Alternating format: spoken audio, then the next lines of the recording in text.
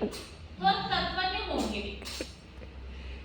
आपण कोणत्याही बाबतीत कमी नाही. आपला भारत देश किंवा आपण भारतीय कोणत्याही बाबतीत कमी नाही हे साऱ्या जगाला त्यांनी दाखवून दिलं. स्वामी विवेकानंद यांचं लहानपणीचं नाव नरेंद्र. त्यांचा जन्म 12 जानेवारी 1863 रोजी झाला. स्वामी विवेकानंदांना त्यांच्या आई म्हणजे भुवनेश्वरी देवी, काय त्यांच्या आईचं नाव? भुवनेश्वरी देवी. त्यांना प्रेमाने बिले म्हणायची. काय म्हणायची? बिले. खूप हुशार आणि कुशाग्र बुद्धिमत्तेचे स्वामी विवेकानंद होते. त्यांच्या खूप गोष्टी तुम्हाला मी सांगणार आहे. त्यातलीच एक गोष्ट आज मी तुम्हाला सांगणार आहे. स्वामी विवेकानंद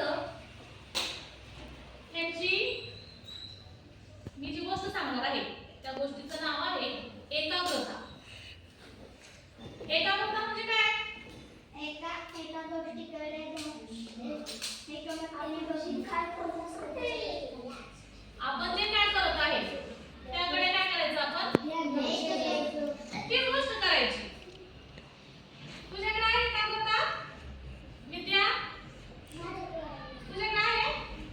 करतो तू एकाग्रतेने? तुझ्याकडे साक्षी नाही? मग कुठून आणायची एकाग्रता? आणायची का तुला? एकाग्रता पाहिजे तुला? पैसे देऊन आणतो एकाग्रता?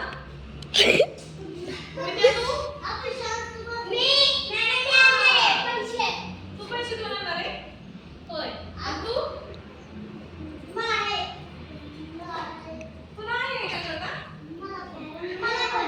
तुझ्याकडे पण आहे का? होय. आणि तुमच्याकडे? आहे. चला आता. मग मी त्यांची गोष्ट सांगू तुम्हाला? एकाग्रता. गोष्टीचं नाव आहे एकाग्रता. एकदा स्वामी विवेकानंद आणि त्यांचे मित्र देवापुढे ध्यान करण्यासाठी बसले होते. नामस्मरण करण्यासाठी बसले होते. सर्वांनी डोळे बंद केले होते आणि ध्यान करत बसले होते. तेवढ्यात तेथे सळसळ असे ऐकू आले त्यांना. मग त्यांच्या मित्रांनी डोळे उघडले आणि कशाची सळसळ ऐकू येते हे बघितलं आणि घाबरून ते आरडाओरडा करत पळू लागले. परंतु स्वामी विवेकानंद यांनी डोळे उघडले का? नाही उघडले. ते तसेच शांत बसून होते.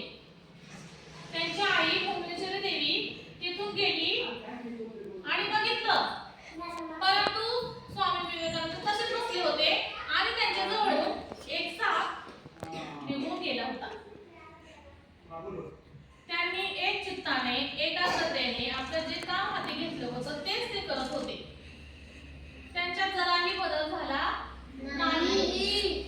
मध्ये त्यांनी काहीही केलं नाही.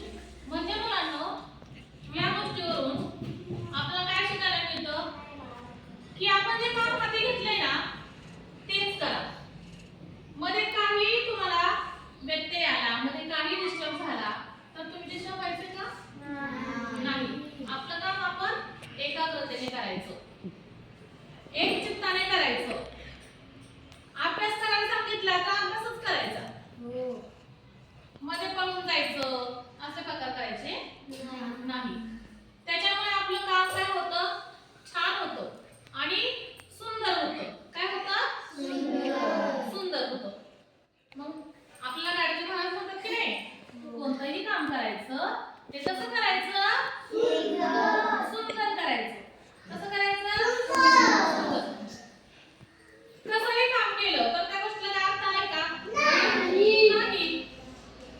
म्हणून एकाग्रतेने काम करणं खूप महत्त्वाचं आहे. एकाग्रतेने काम केलं तर ते छान होतं आणि सुंदर होतं.